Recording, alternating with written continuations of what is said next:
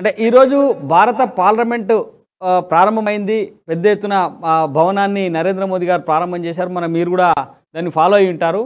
అందులో ఒక రాజదండం అనేటువంటి ఒక అంశం ప్రధానంగా ఇలా చర్చ జరుగుతూ ఉంది. 75 సంవత్సరాల క్రితం బ్రిటిష్ వారు అందజేసినటువంటి రాజదండం నెహ్రూకి అందజేశారు. మరి అప్పుడు నెహ్రూకి ఎందుకు అందజేశారు అనేది ఇక్కడ చెప్పలేమంటే అప్పుడు కాంగ్రెస్ పార్టీకి ఆయన బహుశా అధ్యక్షుడిగా ఉండుంటారేమో, ఆ సందర్భంగా ఇచ్చినారేమో తెలియదు. కానీ నెహ్రూకి అందజేసినారు. దాన్ని 75 సంవత్సరాలుగా ఉన్నటువంటి రాజదండం, కనుమరుగైపోయినటువంటి రాజదండాన్ని మళ్ళీ తెచ్చి పార్లమెంట్లో పెట్టడం, దీనిపైన ప్రతిపక్షాల నుంచి విమర్శలు వస్తామని దీన్ని ఏ రకంగా చూడొచ్చు? ప్రసాదరావు గారు, మనకు స్వాతంత్రమే ఒక విషాదం. నేను నెగిటివ్గా మాట్లాడింది. ఎందుకంటే స్వాతంత్రం తర్వాత 2 దేశాలుగా విభజించిన క్రమంలో కొన్ని లక్షల మంది శరణార్థులుగా పాకిస్తాన్ నుంచి ఇండియాకి రావడం మీరు చూశారు. అప్పటి న్యూస్ రీల్ చూస్తే మనకి రైళ్లలో కిటికీలకు వేలాడుతూ రైళ్ల పైన కూర్చొని అక్కడి నుంచి పిల్ల మేర అంటే కట్టు బట్టలతో బయటపడాల్సి వచ్చింది. మనకు చాలా మంది ఏమనుకుంటారంటే అహింసాయుక్తంగా మనకు చాలా సత్యము సత్యాగ్రహం ద్వారా స్వాతంత్రం వచ్చింది అంటారు. కానీ స్వాతంత్రం వచ్చిన తర్వాత వేలాది మంది ఈ మారణహోమంలో మరణించారు. అందుకని గాంధీ గారు అప్పుడు కలకత్తాలో మౌన దీక్ష వహించారు. ఢిల్లీలో లేరు ఈ ఆనందోత్సవాల. అందుకని ఇంతకుముందు కృష్ణమూర్తి గారు చెప్పిన మాట నాకు పూర్తిగా సత్యం. ఎందుకంటే సింగోల్ ఆ రోజు నెహ్రూ గారికి ఇచ్చినప్పుడు లార్డ్ మౌంట్ బాటన్ గవర్నర్ జనరల్ గా ఉండేవారు. మన మొట్టమొదటి గవర్నర్ జనరల్ గా రాబోయే ఆయన రాజాజీ గారు సలహా మేరకు ఈ సింగోల్ ను మన వారికి ప్రజెంట్ చేయడం జరిగింది. దీన్ని చరిత్రను ఎందుకు మరుగుపరుస్తున్నారు? అప్పటి నుంచి స్వాతంత్రం తర్వాత చాలా రోజులు మన చరిత్రను చాలా వక్రీకరించారు, మరుగునపరిచారు దుర్మార్గంగా. ఇంతకుముందు కృష్ణమూర్తి గారు చెప్పారు, ఏది మనకు ఆ రాజధాని మన సింగోల్ ఎక్కడుంది అని కూడా ఎంక్వైరీ చేయడానికి 2 ఏళ్ళు పట్టిందంటే అర్థం చేసుకోండి. ఇంకోటి మళ్ళీ దుర్మార్గంగా నేనేమంటున్నానంటే ప్రజాస్వామ్యంలో అధికార పక్షం ఎంత విలువ ఉందో ప్రతిపక్షాలు కూడా అంతే విలువ ఉన్నాయి. వరకు నిర్మాణాత్మక ప్రతిపక్షాలుగా ఉండాలి. పార్లమెంట్ అంటేనే 2 పక్షాలు, అధికార పక్షము ప్రతిపక్షం కలిస్తేనే పార్లమెంట్. ప్రతిపక్షం అంటే ప్రధాన ప్రతిపక్షం కావచ్చు, ఒక్క సీటు ఉన్నవాడు కావచ్చు. పార్లమెంట్ లో అందరు సభ్యులు సమానమే, ప్రజల నుంచి ఎన్నికైన వాడు. కనుక దీన్ని గమనించకుండా దుర్మార్గంగా సింగోల్ గురించి ప్రతిపక్షాలు కూడా నేను మొదటి నుంచి అంటున్నాను, రాష్ట్రపతితో ప్రారంభం చేయాల్సి ఉండే, ఇది పొరపాటు జరిగింది. దీన్ని సవరించిన క్రమంలో స్టేక్స్ పెట్టారు. 20 పార్టీలు దీని మీద లేఖ రాసినాయి. ఇప్పటికైనా సరే పెద్ద మనసుతో ఒక గృహప్రవేశం జరుగుతుంది, మంచి శుభకార్యం, ఒక మన చారిత్రాత్మక రోజు, ఆ స్టేట్స్ అట్లా పెట్టుకుంటూ వెళ్ళి కూర్చుంటే వెళ్ళి వాళ్ళు హాజరైతే బాగుండేది నేను అనుకుంటున్నాను. హాజరైతే ఒకే దిక్కు తప్పు ఉండకపోయింది. ఇప్పుడు ఏమైందంటే తప్పు ఇద్దరు చేసినట్టు, తప్పు ఒప్పు కాదు కదా ఎప్పుడైనా కాదు. అందుకని సింగోల్ దానిలో కానీ దాన్ని ఉనికిని కానీ ప్రశ్నించే క్రమంలో మళ్ళీ ప్రతిపక్షాలు తప్పు చేస్తున్నాయి. వీడియో రికార్డు ఉంది కదా, ఆనాడు నెహ్రూ గారికి ఆ రాజధాని సమర్పిస్తున్న వీడియో రికార్డు ఉన్నది, వాటికి కనపడుతుంది. ఇదంతా అబద్ధమేనా? నిజంగానే ఆనాడు వీడియో లేకపోయి ఉంటే కొంత తప్పుగా మనం పత్రికా వార్తలు కానీ ఆధారాలు ఏమని ప్రశ్నిస్తున్నారు కదా, సరైనది కాదు అంటున్నాను. ఇప్పటికైనా సరే నా ఉద్దేశం ఏంటంటే పార్లమెంట్ లో సరే ఇవాళ పోలేదు, రేపటి పార్లమెంట్ సమావేశాలు అక్కడ జరుగుతాయి, పోరా వీళ్ళందరూ కూడా.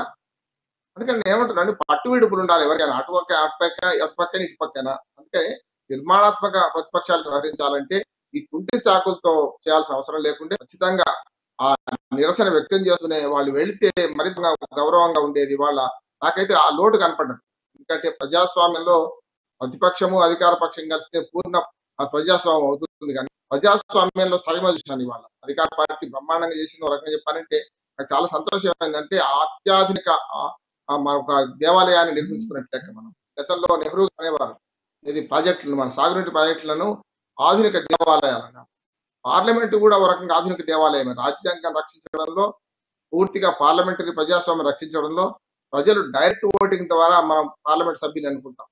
రాజ్యసభ సభ్యులేమో ఇండైరెక్ట్ ఓటింగ్ ద్వారా, మనకు లోక్సభ సభ్యులను డైరెక్ట్ ఓటింగ్ ద్వారా ప్రత్యక్ష ప్రజాస్వామ్యానికి నిదర్శనం వాళ్ళందరూ కూడా. కనుక ఒక అవసరం వచ్చింది. పోనీ ఇవాళ మోడీ గారు ఇవాళ కొత్తగా ఆలోచన చేసినట్టు కాదు కదా. 2010 పూర్వమే కాంగ్రెస్ పార్టీ కొత్త పార్లమెంట్ భవనం నిర్మించాలని తీర్మానం చేసింది కదా అప్పటి ప్రభుత్వం కూడా. దాన్ని అనుసరించే కదా అదొక 5 ఏళ్ళు, ఇదొక 15 ఏళ్ళ 14 ఏళ్ల తర్వాత మనం వాళ్ళకు అత్యాధునిక భవనం కట్టుకున్నాం. మీరు ఒక మాట చెప్తాను ప్రసాద్, మనం గతంలో తాత నిర్మించిన ఇళ్లలో మనవాళ్ళు ఉండేవాళ్ళు. ఇప్పుడు ఏమైంది, ఒకే తరంలో 3-4 ఇళ్ళు నిర్మించుకుంటాం. ఇంతకంటే అత్యాధునికమైన నిర్మాణాలను కావాలని కోరుకుంటున్నాం. అంతే తెలంగాణలో సెక్రటేరియట్ కట్టుకున్నాం, బ్రహ్మాండమే కదా. కూలగొట్టడం తర్వాత సంగతి, కానీ మంచి మంచి సెక్రటరీ కట్టుకున్నాం కదా. ఇక్కడ ఇంకొక మంచి పని ఏంటంటే పాత పార్లమెంట్ భవనాన్ని కూల్చకుండా చరిత్రను అట్లాగే ఉంచి దాన్ని ఒక మ్యూజియం గానో లేకుంటే ఇతరత్ర వాడుకునే విధంగా ఉంచి కొత్త పార్లమెంట్ భవనాన్ని కట్టుకున్నాం. అత్యాధునికంగా ఉంది. ఒకవేళ మనకు ప్రధానమంత్రి మోడీ గారు ఒక మంచి మాట అన్నారు. రేపు పొద్దున ఖచ్చితంగా పార్లమెంట్ సీట్ పెరగాల్సిందే. స్వాతంత్రం వచ్చిన నాడు పార్లమెంట్ సీట్ల కన్నా మళ్ళీ మధ్యన 76 పెంచుకున్నాం కదా. అట్లానే మనకి ఇప్పుడు కూడా పార్లమెంట్ సీట్ పెరగాల్సిందే, 2 రాజ్యసభ లోక్సభ కూడా. అట్లాగే అసెంబ్లీ సీట్ పెరగాల్సిందే. 2026లో మనకు ఈ డిలిమిటేషన్ మళ్ళీ మొదలవుతుంది. అంటే మనకు 2003 డిలిమిటేషన్ యాక్ట్ ప్రకారం ఉంది కనుక అప్పటి నుంచి 25 ఏళ్ల తర్వాత మనం మళ్ళీ డిలిమిటేషన్ చేసుకుందామని చెప్పుకున్నాం. దానిలో చాలా సమస్యలు ఉండొచ్చు, కానీ కొత్త డిలిమిటేషన్ లో పార్లమెంటు సభ్యుల సంఖ్య, లోక్సభ రాజ్యసభ సభ్యుల సంఖ్య పెరుగుతుంది అనే ఊహతోని వచ్చే 100 ఏళ్లలో ఒకవేళ 140 కోట్ల దేశం మనది, ప్రజాస్వామ్య దేశం మనది, అత్యంత పెద్ద దేశం మనది ప్రపంచంలోనే. అటువంటిది ఇవాళ రేపు పొద్దున 100 ఏళ్ల తర్వాత ఏమవుతుందో ఊహించి కట్టడం మంచిదే కదా. అదిగాక ఇవాళ ఎంత అత్యాధునిక సౌకర్యాలతో కూడుకుందంటే, నాకు మీ భాష అర్థం కాకపోయినా, మీకు నా భాష అర్థం కాకపోయినా వినడానికి మనం మాట్లాడితే మరి ఇతరులకు మళ్ళీ వాళ్ళ సొంత భాషలో వినిపించడానికి అవసరమైన టెక్నాలజీ ఉన్నది. అత్యద్భుతమైన టెక్నాలజీతో వాళ్ళు కట్టారు. ఒక 100 ఏళ్ల తర్వాత కూడా ఇది పనికొచ్చే విధంగా ఉన్నది కనుక దీన్ని ఆహ్వానించాలి. దీనిలో అనవసరంగా రంధ్రాలను చేయొద్దు. రాష్ట్రపతిని పిలవలేదు అనే మాటను పట్టుకొని మిగతా ఇతర కారణాలతో దీన్ని ప్రతిపక్షాలు రాజకీయం చేస్తుంది నేను అనుకుంటున్నాను. స్పష్టంగా ప్రతిపక్షాల అంశం కూడా ఉంది ఈరోజు ఇక్కడ మనతో పాటు ఇప్పటిదాకా మాట్లాడుకున్నాం. పార్లమెంటు భవన ప్రారంభోత్సవం జరిగినటువంటి ఈరోజు వీర్ సావర్కర్ గారి జయంతి కూడా. వీర్ సావర్కర్ గారికి ప్రధాని నరేంద్ర మోదీ గారు ఇదే నూతన పార్లమెంటు భవనానికి ప్రారంభోత్సవానికి ముందు నివాళులు అర్పించడం కూడా జరిగింది. అంటే ఇది యాదృచ్ఛికం కావచ్చు, ఆయన జయంతి రోజే దీన్ని ప్రారంభించాలని జరిగిందా, లేకపోతే యాదృచ్ఛికంగానే జరిగిందా? వీర్ సావర్కర్ గారికి నివాళులు అర్పించడానికి కూడా కొందరు తప్పుపడతా ఉన్నారు. ఆయన దేశ స్వతంత్ర సమరయోధుడు కాదనేటువంటి మాటలు కూడా మాట్లాడుతూ ఉన్నారు. దీన్ని ఎలా చూడాలి రామ్మోహన్ రావు గారు? సినిమా కవి ఆత్రేయ గారు అన్నట్టు పోయిన వాళ్ళు అందరూ మంచోళ్ళు. స్వాతంత్ర పోరాటంలో ప్రసాదరావు గారు 3 రకాలుగా స్వాతంత్రోద్యమం. మొదటిది 1915లో 1915లో గాంధీ గారు ఇండియాకు, అంతకుముందు దక్షిణాఫ్రికా. అప్పటిదాకా మన కాంగ్రెస్ పార్టీ లేదా అంటే ఉంది. 1885 నుంచి 1915 దాకా 30 ఏళ్ల స్వాతంత్రోద్యమం. అప్పుడప్పుడు అర్జీలు లేకపోతే మహాసభలు సమర్పించడానికి ఏవో హ్యూమ్ స్థాపించిన కాంగ్రెస్ పార్టీ తర్వాత దేశీయులు కూడా బాలగంగాధర్ తిలక్ అయితే చాలా మంది వాళ్ళందరూ ప్రయత్నం చేశారు. 1915 తర్వాత ఉద్యమం గ్రూప్ మార్చు.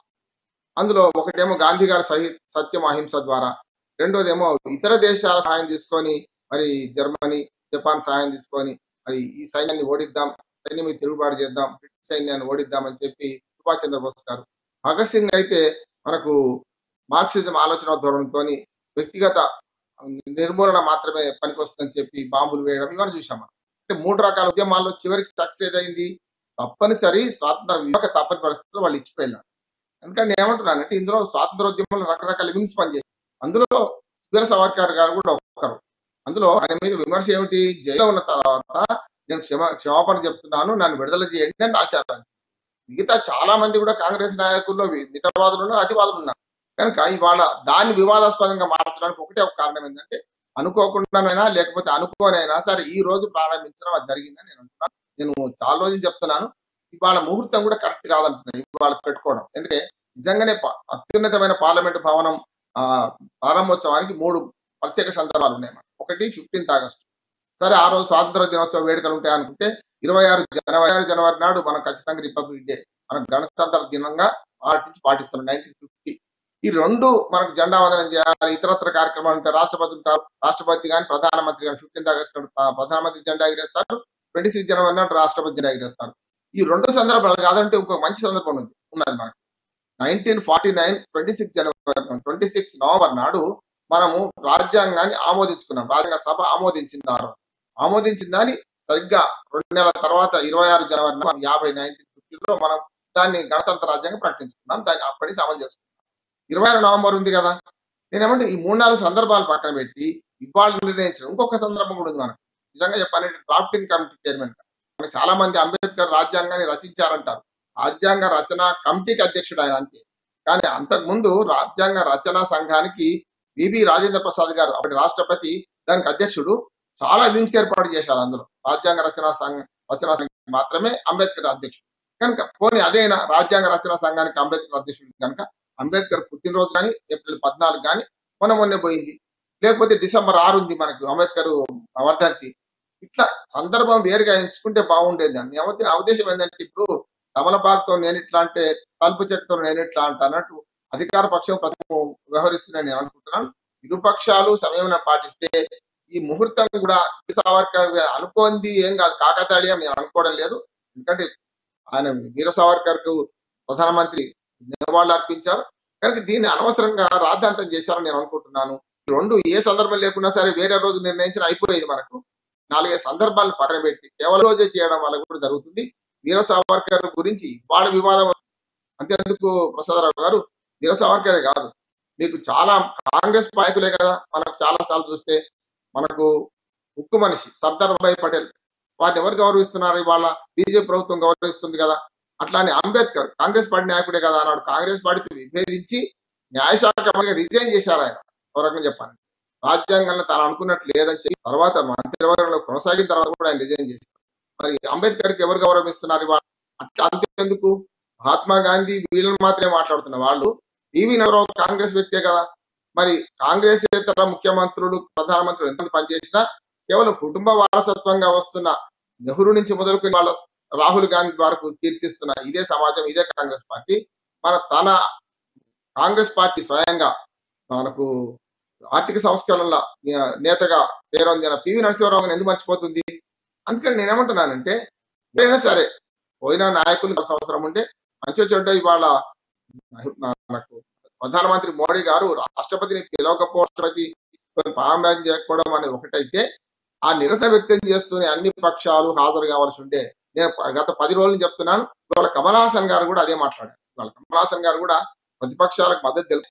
ఈ మాట నేను చెప్పిన మాట అన్నాను. ఇవాళ గత 10 రోజుల నుంచి ఈ మాట అంటున్నాను. ఇప్పటికే టైం ఉండే సమయంతో వ్యవహరించి ప్రతిపక్షాల కోరిక మన్నిస్తే అయిపోయేది. జరిగిన గత సేతు బంధనం పనికిరాదు. కానీ ఇప్పటికైనా సరే రేపు పార్లమెంట్ అడుగు పెట్టబోయేది రేపు అంతా ప్రతిపక్షాలు అయితే రావాల్సిందే కదా. అక్కడ అనవసరంగా శుభదినాన ఓ రకంగా చెప్పానంటే గృహ ప్రవేశం చేసే రోజు మనకు ఓ రకంగా చెప్పానంటే ఇది దురదృష్టం అని నేను